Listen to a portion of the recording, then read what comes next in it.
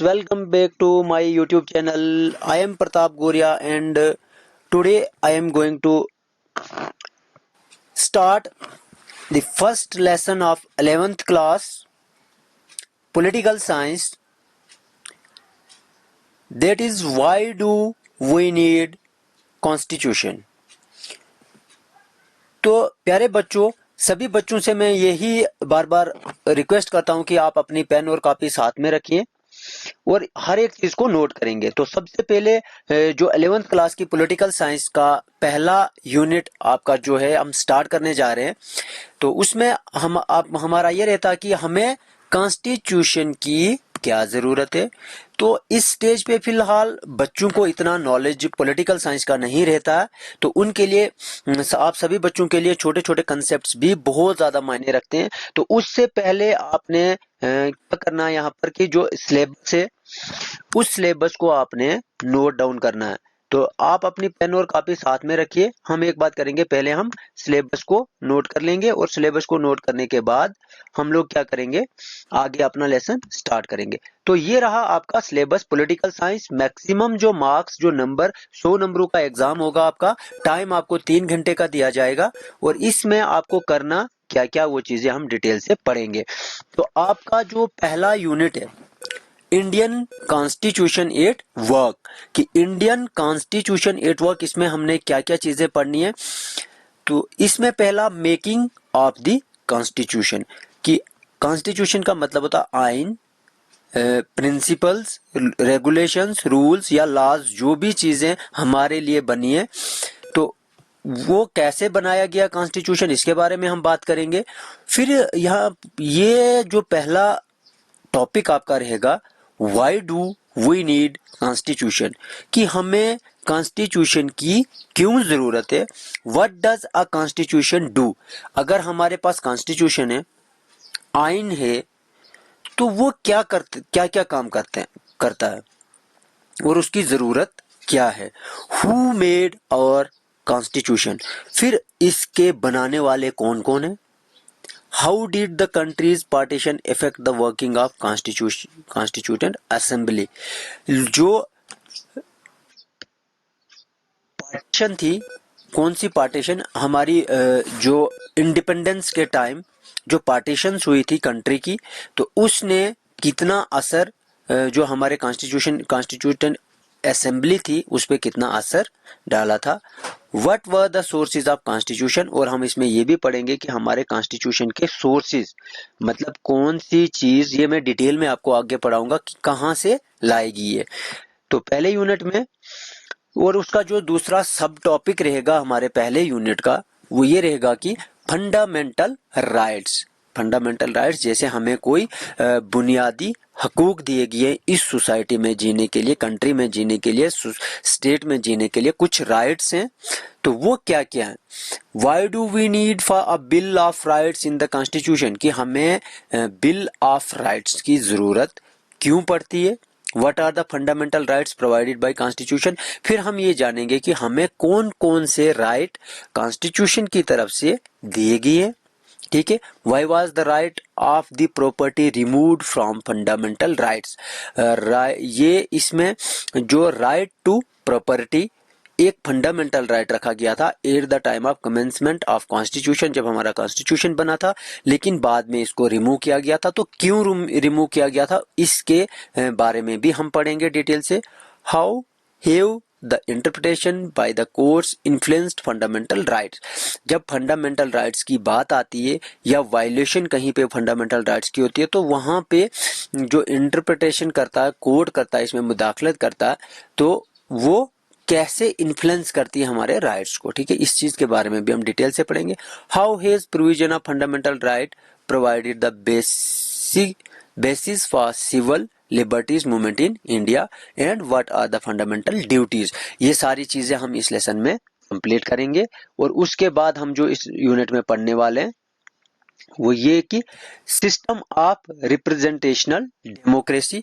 आप सबसे पहले ये जो सिलेबस है, आप वीडियो को पॉज करके जो नोटबुक आप नोट्स के लिए रखोगे, नोट्स प्रिपेयर करने आपने, हैंड रिटन नोट्स प्रिपेयर, सभी स्टूडेंट्स से मैं यही कहना चाहूँगा कि जितने भी सब्जेक्ट्स आपके हैं कि खासकर वो अपने सेल्फ मेड नोट्स बनाकर प्रिपेयर करें, उससे एक कंसंट्रेशन बनी रहती है, तो उससे आप एग्जामिनेशन के लिए भी तैयार करेंगे और आपके लिए आगे फर्दर भी नोट्स प्रिपेयर रहेंगे। तो पहले नंबर आपने क्या करना कि फर्स्ट प्रायोरिटी पे आपने एक यूनिट का जो सिलेबस है ये आपने नोट डाउन कर देना। तो ज्यादा टाइम वेस्ट नहीं करना, अभी हम अपने टॉपिक की तरफ जाएंगे। मैं आपको थोड़ा सा आज का जो हमारा टॉपिक है पहला यूनिट है, मैं इसको समझाऊंगा कि हमें कॉन्स्टिट्यूशन की जरूरत क्यों पड़ती है, क्यों जरूरी है, और दूसरी बात कि कॉन्स्टिट्यूशन होता क्या है।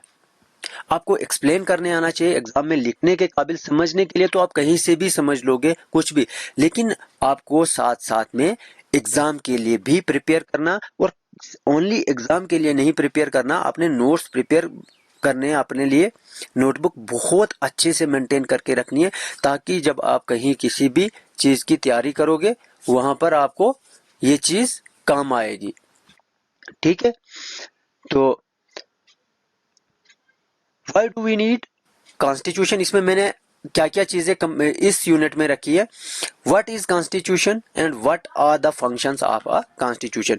छोटे छोटे मैंने टॉपिक्स प्रिपेयर करके रखे। अगर आपके पास कोई अच्छा मटेरियल है, गाइड्स के अलावा, गाइड्स भी हैं, टाइम पर आप चलेंगे, अगर उसके अलावा और बेटर नोट्स वगैरह हैं तो उनसे प्रिपेयर करोगे, नहीं तो आप ये भी एक अच्छा मटेरियल है, आप इससे भी प्रिपेयर करोगे। आई एम श्योर कि अगर आपने इस मटेरियल से ये लिखकर आपने एग्जामिनेशन में ये चीजें लिखी तो आपको बहुत अच्छे मार्क्स मिल सकते हैं।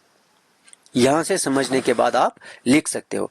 तो हम स्टार्ट करेंगे एक कोटेशन से, जो B.R. अम्बेडकर, जो चेयरमैन भी थे, ड्राफ्टिंग कमेटी थी जो हमारे कॉन्स्टिट्यूशन की, ये चीज भी आपने याद रखनी है, B.R. अम्बेडकर जी। तो इनकी जो कोटेशन है, in the words of B.R. Ambedkar, constitution is not a mere lawyer's document, it is a vehicle of life. जी हाँ, व्हीकल ऑफ लाइफ, हमारी जिंदगी को चलाने वाली एक गाड़ी। जैसे हमारी जिंदगी चलती है वैसे इस सोसाइटी में जिंदा रहने के लिए, सरवाइव करने के लिए हमें कॉन्स्टिट्यूशन की भी जरूरत पड़ती है। ये एक व्हीकल ऑफ लाइफ से कंपेयर किया कॉन्स्टिट्यूशन को कि इतना जरूरी है। And it's separate is always the separate of age. तो the presence of a constitution has become extremely relevant in the modern day world। इसकी जो प्रेजेंस है, कॉन्स्टिट्यूशन का प्रेजेंट रहना, ठीक है, या किसी कंट्री में कॉन्स्टिट्यूशन का रहना बहुत ही रिलेवेंट माना गया आज की दुनिया में। It is extremely rare to find a country, आपको बहुत कम ऐसी कंट्रीज मिलेंगी, या रेयर मतलब ना के बराबर, पर्टिकुलरली अ डेमोक्रेटिक वन।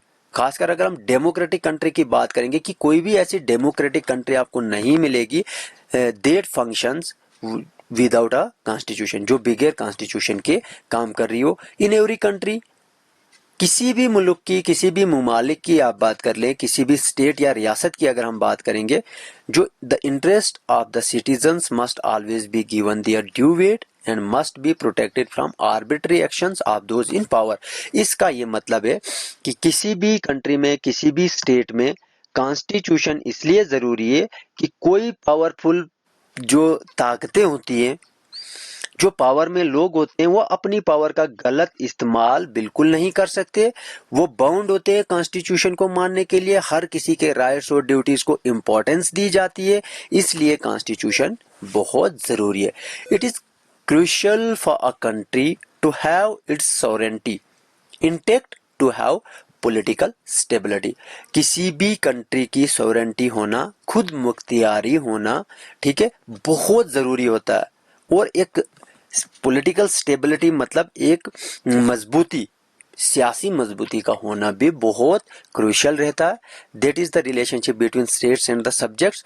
और स्टेट्स और उसके जो सिटीजन, जो शहरी होते हैं, उनके बीच में भी एक रिलेशन, एक रहना, स्टेबल रहना भी बहुत जरूरी होता है। And also among the subjects, and the subject should be properly defined होने चाहिए। Constitution is essentially a tool to ensure the political stability of a state. और वही कॉन्स्टिट्यूशन हमारे पास एक टूल है जिससे स्टेबिलिटी, पॉलिटिकल स्टेबिलिटी एक स्टेट में लाई जाती है। ठीक है, नेक्स्ट हम चलते हैं। अब जैसे व्हाट इज कॉन्स्टिट्यूशन, मान लो आपसे 1 नंबर का सवाल पूछा गया कि सिर्फ आप इतना बताइए कि व्हाट इज कॉन्स्टिट्यूशन, या कोई क्लास में आपके आके जब इंस्पेक्टिंग एजेंसीज आती हैं तो फटाफट हाँ भाई कौन सी क्लास है, आपने यही बताना सर पॉलिटिकल साइंस की क्लास है, तो आपसे पूछेंगे अच्छा अच्छा अच्छा पॉलिटिकल साइंस आप पढ़ रहे हो, तो आप मुझे बताओ व्हाट इज कॉन्स्टिट्यूशन, एक्सप्लेन करो। तो आपने एक छोटी सी लाइन में कॉन्स्टिट्यूशन को कैसे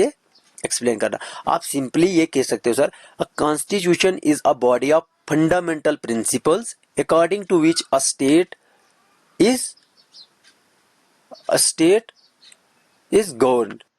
यहाँ पर थोड़ा सा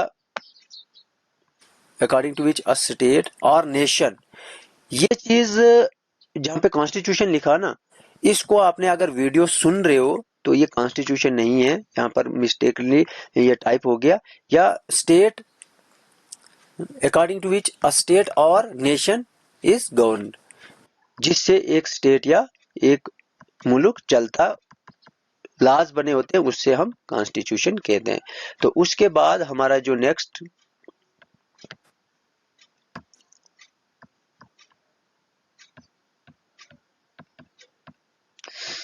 उसके फिर आपने कंटिन्यू करना, अपने नोट्स में ये सारी चीजें लिखनी है।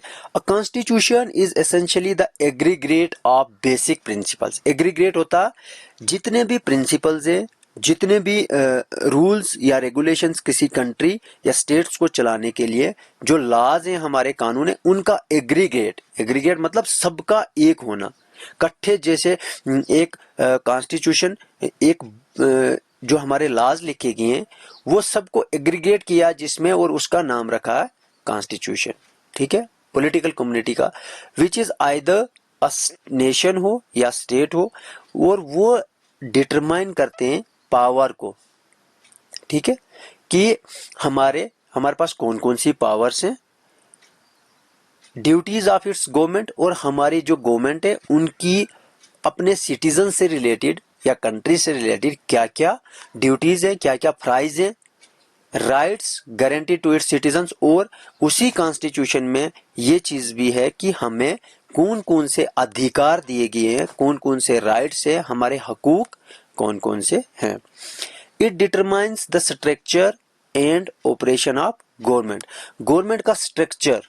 ठीक है, कौन सा स्ट्रक्चर किस कंट्री में किस गवर्नमेंट का है वो उस कंट्री के कॉन्स्टिट्यूशन में क्लियरली मेंशन किया होगा, किया होता है, ये चीज भी हम कॉन्स्टिट्यूशन में लिखी होती है।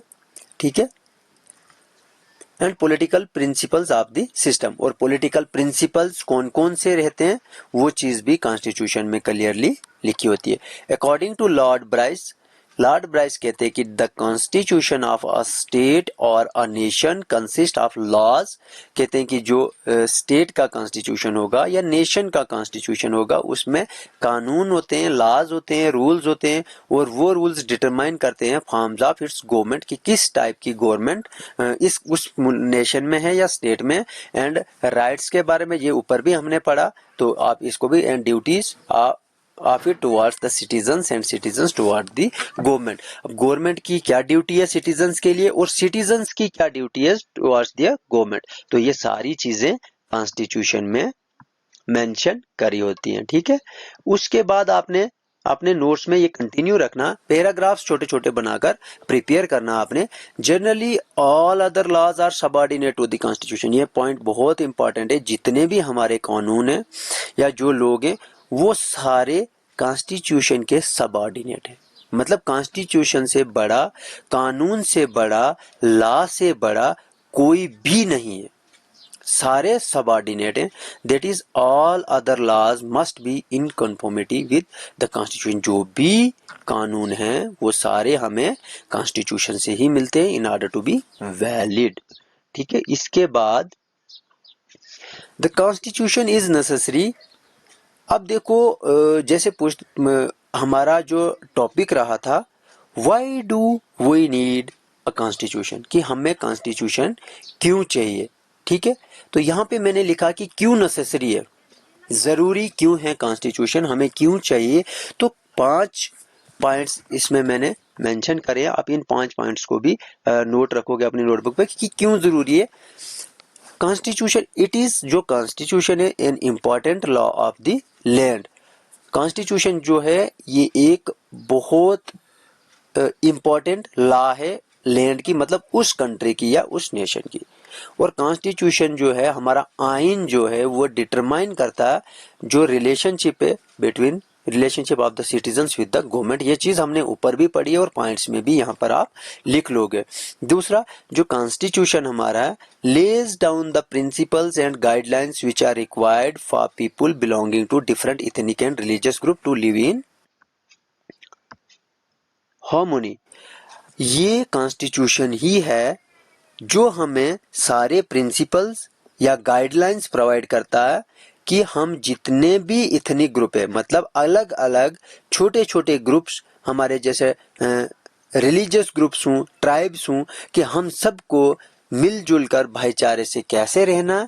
ये इसलिए भी कॉन्स्टिट्यूशन जरूरी है क्योंकि ये हमें गाइडलाइंस प्रोवाइड करते हैं, प्रिंसिपल्स प्रोवाइड करते हैं। तीसरा पॉइंट, चलिए हम आगे चलते हैं। It specify on how the government would be elected. अब देखो, किसी भी गवर्नमेंट को बनाना है या चुनना है, किसी पार्टी को पावर में लाना, उसके लिए रूल्स एंड रेगुलेशंस बने होते हैं और वो कॉन्स्टिट्यूशन में ही लिखे होते हैं। जब हम कॉन्स्टिट्यूशन की स्टडी करते हैं, पढ़ेंगे, तो हमें ये भी पता चलेगा कि गवर्नमेंट को कैसे इलेक्ट किया जाता है and who will have the power and responsibility to take important decision. देखो, ये बहुत ज्यादा जरूरी पॉइंट है यहाँ पर कि एक डेमोक्रेटिक कंट्री, अगर let us talk about India, अपनी कंट्री की बात करेंगे, तो इस क्वेश्चन का आंसर मुझे चाहिए। अगर आप YouTube वीडियो देख रहे हैं, सारे बच्चे, मैं फिर से रिपीट करूंगा कि YouTube वीडियोस देख रहे हो तो आपने इस क्वेश्चन का आंसर कमेंट में लिखना है कि डेमोक्रेटिक कंट्री में जो डिसीजंस लेने का राइट है वो किसके पास है, या जो पावर है, हु विल हैव, किसके पास होगी पावर डिसीजन लेने की। तो इस क्वेश्चन का आंसर आपने सोचना, चाहे सही हो या गलत हो। एक ही सवाल मैंने पूछा और ये इस क्वेश्चन का आंसर मुझे YouTube पे आता है तो बोलना सर मुझे पता है, राइट। नहीं आता तो आपने वहां पे कमेंट में पूछना है कि सर हमें नहीं पता, आप इसको बताइए, लेकिन लिखना जरूर है, ठीक है। इट आउटलाइंस द लिमिट, अब चौथा पॉइंट जो हमारा, अब outlines the limit on the power of government and tell us about the rights of the citizen. अब देखो, जैसे मान लो किसी गवर्नमेंट को इलेक्ट कर दिया हमने, तो वो अनब्रिडल्ड पावर भी यूज नहीं कर सकती। आर्बिट्री पावर, मतलब जरूरत से ज्यादा या किसी को दबाने के लिए पावर का इस्तेमाल बिल्कुल भी नहीं कर सकती गवर्नमेंट। तो कॉन्स्टिट्यूशन लिमिट करता है, ये आउटलाइन करता है कि कितनी लिमिट से कौन सी पावर को यूज किया जाएगा, और हमारे राइट्स के बारे में भी बात करते हैं, ठीक है। अब फिफ्थ पॉइंट है, it express the aspiration of the people about getting a good society, ठीक है। ये एक्सप्रेस करते हैं कि हमारी जो एस्पिरेशंस हैं गुड सोसाइटी की, वो भी हमारे कॉन्स्टिट्यूशन में लिखी है। उसके बाद कुछ फंक्शंस होते हैं कॉन्स्टिट्यूशन के, वो ये भी फंक्शंस ही थे एक टाइप के, लेकिन और कुछ पॉइंट्स मैंने लिखे हैं। आप ये भी नोट करोगे कि अगर मान लो आपको 2 या 3 नंबर का क्वेश्चन पूछा जाता है कि फंक्शंस ऑफ द कॉन्स्टिट्यूशन के क्या क्या फंक्शंस है, तो आप ये चीजें लिख सकते हो, ठीक है। Constitution provides a set of basic rules allow for minimal coordination among member of society. ये सेम पॉइंट्स ऊपर भी मैंने एक्सप्लेन करे, उसी में से निकाले हुए पॉइंट्स है। It is an authority that constitute government in the first place, ठीक है। कॉन्स्टिट्यूशन एक अथॉरिटी होती है जो गवर्नमेंट को कॉन्स्टिट्यूट करती है फर्स्ट प्रायोरिटी पे, ठीक है। थर्ड पॉइंट है, it sets some limits on what a government can impose on its citizen, ठीक है। कुछ लिमिट्स भी इम्पोज करती है कुछ सिटीजन्स पे। These limits are fundamental in the sense that government may never trespass them. It enables government to fulfill all the aspiration of society and create condition for a just society. तो ये हमारा constitution है। आप इसको एक simple और easy तरीके से ऐसे समझ सकते हो कि मान लो आपने किसी एक बड़े से बोल्डर को धक्का लगा के आगे गिराना, और आप अकेले हो, आपको पता नहीं है प्रोसीजर कैसे क्या करना, तो आप उसको 1 इंच भी नहीं हिला सकते। वहाँ पे आपको ज़रूरत पड़ती है बहुत सारे लोगों की, टेक्निक्स की।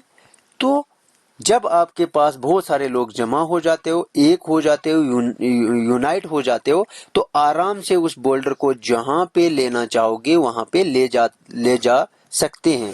सेम चीज हमारे कॉन्स्टिट्यूशन की भी है। अगर किसी मुल्क का या किसी स्टेट का अपना कॉन्स्टिट्यूशन बना हुआ है, उसमें एक कंट्री को एक स्टेज से लेकर दूसरे स्टेज तक डेवलपमेंटल वे से आप ले लीजिए, अगर अगले स्टेप तक लेके जाना, तो वैसे ही कॉन्स्टिट्यूशन में सारे प्रोविजंस लिखे हुए हैं, लॉज लिखे हुए हैं, सारे वो चीज को फॉलो करते हैं और ये मैंडेटरी होता है कि लॉज को मानना, कॉन्स्टिट्यूशनल लॉज को।